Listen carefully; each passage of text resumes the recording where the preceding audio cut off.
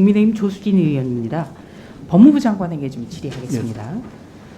장관님, 혹시 마약 수사와 관련해서 내년도 정부 예산안이 어느 정도나 책정되는지 혹시 기억하시나요? 저희 검찰 관련해서는 예산이 거의 책정되지 못했습니다. 예, 제가 찾아보니까 43억 8,500만 원입니다. 진행되지 못했습니다. 예, 올해 본 예산과 동일한 금액인데요. 그 5년 전에 마약 수사 관련 예산이 53억 7천이었습니다. 그러니까 5년간 10억 원 정도 오히려 줄어든 금액이거든요. 그런데 이 최근 들어서 마약 사건이 계속 급증을 하고 있어요. 저기 그 세 번째 줄 보면요. 2018년에는 9,613건. 그러니까 이게 적발 건수인데 이때는 대검에 강력부가 있었습니다. 그리고 2019년부터는 대검에 강력부가 없어졌어요. 그러니까 적발 건수도 아마 줄었을 겁니다. 그런데 2022년 현재 8월 올 들어서 2,184건. 그러니까 이거는 작년 한 해보다도 훨씬 많은 거예요. 그리고 2020년 한 해와 거의 비슷한 겁니다. 그러니까 올 들어서만 하더라도 이렇게 적발 건수가 늘어난 거죠.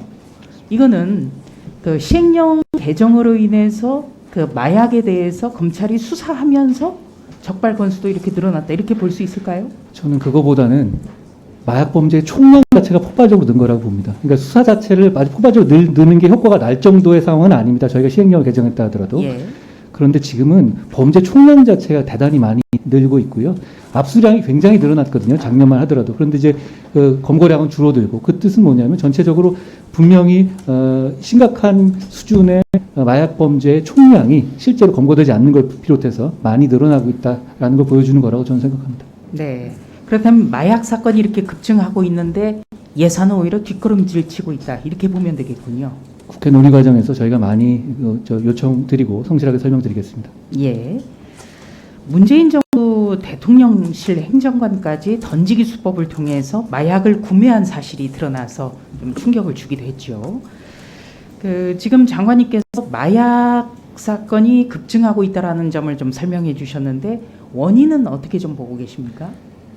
전 세계적으로 마약 자체의 원료라든가 이런 게 많이 더 떨어진 면이 있고요. 그리고 이 다크웹 같은 그런 이 가상화폐나 다크웹 같은 그런 식의 노출되지 않는 방법이 많이 생겼습니다.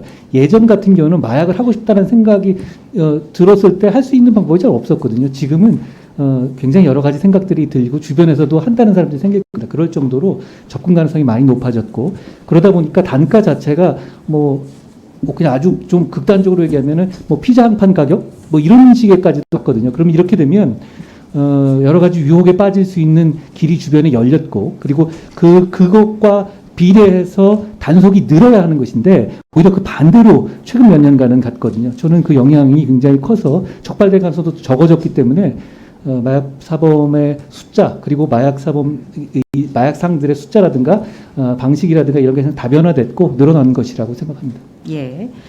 지금 말씀하신 그 가상화폐 같은 경우는 추적이 좀 어렵지 않습니까? 그렇다면은 이 추적이 어려운 가상화폐 등을 악용해서 마약류가 유통된다. 그러면 상당히 수사의 노하우도 그만큼 필요하겠네요. 또 이제 저희 경찰이나 검찰이 그동안에 마약 청정국을 대한민국을 만들어 놓은 과정에서 상당히 쌓아온 노하우가 있습니다. 그걸 다 밝힐 수는 없습니다만, 또 그렇게 퍼지는 방식도 다변화되면 저희 수사기관의 또 그 노하우도 쌓여나가는 것이니까 저희가 열심히 마음 잡고 지금이라도 하면 저희 마약 청정국 지위를 다시 회복할 수 있을 거라고 저는 생각합니다. 네. 10대 마약 사범 숫자를 좀 보니까요. 지난 10년 동안 11배가 급증했습니다. 그러니까 10대들도 인터넷을 통해서 쉽게 마약류에 접근하고 있다. 이런 점도 좀 문제가 되고요. 어찌됐건 간에 이 시행령 개정으로 인해서 검찰의 마약류 유통 범죄에 대해서 수사가 가능해진 것, 이건 좀 다행이라고 생각을 해야겠군요. 열심히 늦었지만 해야 된다고 생각합니다. 예. 그런데 장관님이 우리나라 마약 범죄 실태에 대해서 부풀리고 있다, 이런 지적이 지금 야당 일각에서 나오는데 그 점은 어떻게 생각하십니까? 민주당 일각에서도 마약이 대단히 심각하다는 말씀을 하시는 분들이 훨씬 더 많았던 것으로 알고 있고요. 그 얘기는 저는 전혀 얼토당토 않는 주장이라고 생각합니다. 대검에서 불과 그 2주 전에 마약과의 전쟁 한동훈 장관이 선포했거든요. 그 우선순위가 달라졌다고 할 때 그 안배를 그쪽에 둔 거 아닙니까 혹시? 그렇죠. 그러니 네. 10초 정도 지금 영상 보셨는데요. 이거를 틀어드린 이유는 이거를 틀어야 더불어민주당 의원님들이 궁금해하시는 것 답을 제대로 받을 수 있을 것 같습니다. 한동훈 장관님, 지금 금방 방송에서 한동훈 법무부 장관의 책임이다 이렇게 주장하는 장면 보셨죠? 그러기 위해서 대화가 오갔던 걸로 저는 알고 있습니다. 네. 어떻게 보셨습니까? 당연히 사실이 아닌데다가요. 저는 저번에도 아까도 얘기했지만 왜 이렇게 마약 얘기만 나오면 이렇게 나오는지 잘 모르겠어요. 마약 수사 제대로 하면 안 됩니까? 이런 비극을 이용해서 틈타 가지고 마약 수사를 어떻게든 간에 이렇게까지 못하도록 괴담을 만드는 것에 대해서 저는 국민들께서 진짜 이유가 뭔지 궁금해하실 것 같습니다. 네.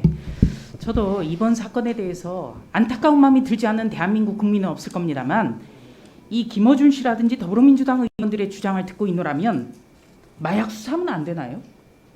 그래서 이해가 안 돼요. 뭐 이유가 있을까요? 큰 이유가 있습니까? 저는 이해가 안 가고요. 그리고 일단 구조라도 맞는 말을 해야 되잖아요. 경찰이 마약 수사에서 성과를 내는 것이 법무장관하고 무슨 상관이 있으며 법무장관이 경찰에 지시할 수 있는 관계가 당연히 아니지 않습니까? 그런 관계에서 저렇게 처음에 신호탄을 쏘고 그 다음부터 뭐 민주당이라든가 각각의 언론 같은 데서도 이거 받아가고 있지 않습니까? 이렇게 되면 국민들께서 진짜 뭔가 있는 줄 생각하실 거 아니에요. 저는 이런 비극을 앞에 두고 이런 괴담으로를 퍼뜨리는 것이 국민들을 더 상처받게 하는 거라고 생각합니다. 자, 다시 정리하면요. 경찰은 지금 법무부 장관 지휘받는 곳 아니잖아요. 그렇죠? 아니죠. 네. 그리고 대검찰청 역시 해당 시기에 마약 사범 단속을 계획하거나 실시한 바 없다고 밝힌 바 있습니다. 참고로 오늘 행안위에서 서울경찰청장은 경찰의 마약 수사를 자신이 독려했다고 답변을 했어요. 그러니까 법무부 장관은 서울경찰청장 수사 지휘하지 않잖아요. 그렇죠? 경찰은 검수완박법 자체에 대해서도 찬성을 냈기 때문에 수사 범위라든가 관해서는 저하고는 좀 다른 생각을 가진 분들이 많죠. 주류지요. 그렇기 때문에 제가 경찰을 지휘하거나 영향을 미칠 수 있는 지위에 있지 않다는 건 너무 자명하지 않습니까? 오히려 지휘하려고 한다고 하면 그것도 굉장히 이상하고 그거야말로 직권남용 아니겠습니까? 말이 안 되는 얘기입니다. 예. 저는 이런 김어준 씨가 지시를 하고 더불어민주당이 따라간 듯한 이런 모습 정말 안타까워요.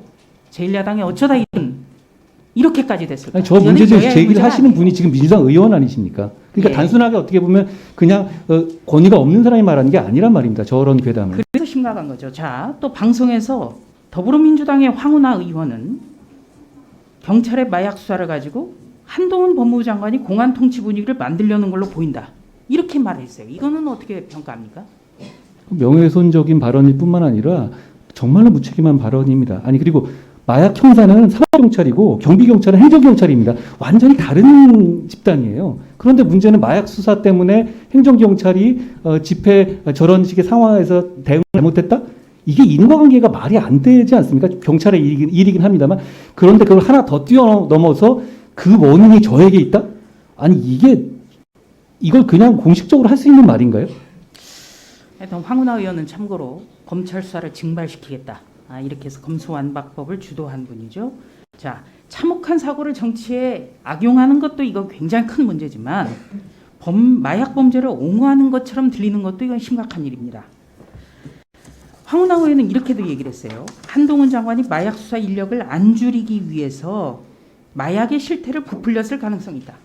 이런 주장도 했어요. 거짓말입니다. 마약 대단히 심각하고요. 지금 황운하 의원이 말했던 수치 다 틀린 얘기고요. 그러면 민주당 의원님들 중에서도 마약이 대단히 심각하다고 말씀하신 분이 훨씬 많습니다. 그분들 다 거짓말하시고 부풀린 건가요? 자, 사고 원인에 대해서 가짜 뉴스를 퍼뜨리는 것 이거는 정치가 해서는 절대 안 되는 일입니다. 그리고 국민들의 상처를 덧내게 하는 것이죠. 이런 거 하면 안 되는 거예요. 그리고 허위 사실 유포 이거는 법적 윤리적 책임을 물을 수 있는 거죠, 당연히. 그렇다고 생각합니다. 예, 당연히 물어야 됩니다. 이거는 정치가 어떤 상황에서도 해서는 안 되는 일이 이런 거예요. 국민적 참사를 통해서 가짜 뉴스 퍼뜨리는 것 이게 어떻게 국회의원이 하는 겁니까? 말이 안 되는 거죠. 자, PPT 한번 띄워주시겠습니까? 예. 작년에 이원석 검찰총장이 작년에 칼럼 썼던 거예요. 이거 책임 회피가 아니라 현재 법으로 검찰 수사 못하죠, 부정탐사. 할 수 없습니다. 네, 제가 답변해 드리겠습니다. 한 막혀서 웃었습니다. 실실 쪼개지 않았습니다. 국민의힘 조수진 의원입니다. 대규모 인명 피해를 동반한 재난과 사고는 정권을 가리지 않고 발생했습니다. 2017년 제천의 스포츠센터 화재로 29명이 사망했습니다. 2018년 밀양의 세종병원 화재로는 무려 47명이 사망했습니다. 2020년 경기도 이천물류센터 화재로 38명이 사망했습니다만 대통령은 사과를 하지 않았고 당시 경기지사는 이른바 떡볶이 먹방을 찍었습니다. 문재인 대통령은 세월호 팽창 방명록에 미안하고 고맙다고 썼습니다. 그리고 세월호 당시에 참사 당일 노래방에 가서 법인카드를 썼던 사람을 KBS 사장에 앉혔습니다. 조금 전 영상은 당초에 준비를 했던 것입니다. 그냥 준비만 했었습니다. 그런데 오늘 더불어민주당 의원님들을 보면서 틀지 않을 수가 없었습니다. 정치는 여야나 정권의 주체를 떠나서 무한한 책임을 지는 것입니다. 이제는 달라져야 됩니다. 이번에 문제가 저는 심각하다고 생각하는 것은 이번 참사를 통해서 정권 퇴진을 입에 올리거나 현 법무부 장관이 마약 수사를 독려해서 참사가 발생했다는 식의 주장을 이런 가짜 뉴스를 정치권, 야당 국회의원들이 방송을 통해서 의정 활동을 빙자해서 퍼뜨리는 것, 이건 정말 안 된다고 생각을 합니다. 법무부 장관님 이런 얘기 하고 싶었던 거죠? 예, 그렇습니다. 그렇죠? 가짜 뉴스를 가짜 뉴스라고 말하는 것과 책임을 회피하는 것은 완전히 다른 것이죠. 오히려 제대로 된 진실 규명을 하는 데 있어서 장애가 되는 일이라고 생각합니다. 지금 중요한 것은 12구 참사 같은 비극이 다시는 되풀이되지 않도록 정치권에서 제도적 개선을 이번에야말로 내놔야 된다는 것입니다. 국무위원회에서 노력해 주시겠습니까? 최선을 다하겠습니다. 네.